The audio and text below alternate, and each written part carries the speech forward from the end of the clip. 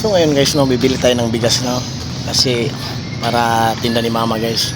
Kaya sa susunod guys, bibili tayo ng bigas para pamigay natin sa mga kapitbahay natin. So let's go.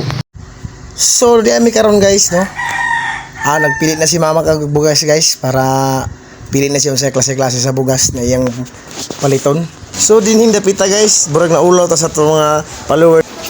Oy, shout out na yaring nagtakos og kaning guwapa nga tindira, o shout out diya sa tindira, no? Oh, duha ka buko. Mga unta ninyo mga idol, solid followers, mga unta ninyo. So di na magdugay guys, no? Gibayran na ni mama ang dinatulong ngayon. Gibayran na ni mama ang bugas nga iyang pinalit guys, no?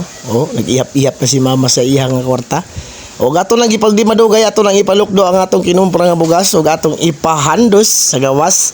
Kaya ang atong habal-habal king nagpaabot sa gawas nga na mugkarga na pud kuno siya bugat. So di na to lang ngayon guys, atong ikarga kining bugas nga ato ang pinalit guys, no?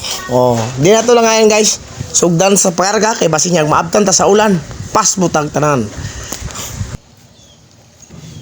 So ay mo kabala ka guys nga ato lang gikat-kat guys, no, karon dali tang mahuman sa atong pag tanaw, no. So diyan napita guys.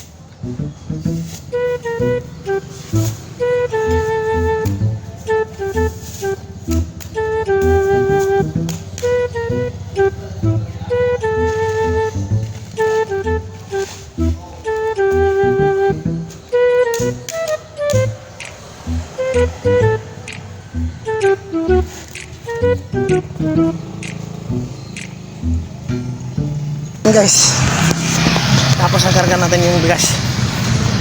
Yan, patas ako. Yan na guys, hindi ko pala i-update sa ano guys, sa paano magpunta lang sa bahay kasi wala tayong cameraman. So yan, natin update mo kayo guys pagdating sa bahay. Guys, punta na sa bahay guys. Update ako mamaya. So di nato dugayon, no, ato nang pasanon kining usa ka sakong bugas ug isunod na tong usa ka sakong mais. Ug atong ibalaon ning usa ka sakong bugas nga ivory ug kaning ivory atong isunod ug pasan mga idol. Kasunod guys, baka mawa ang Lord papalarin tayo.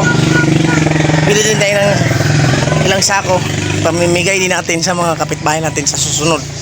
Sana suportahan nyo pa ako. Saka huwag nyo kalimutan guys, mag-like, comment, and share.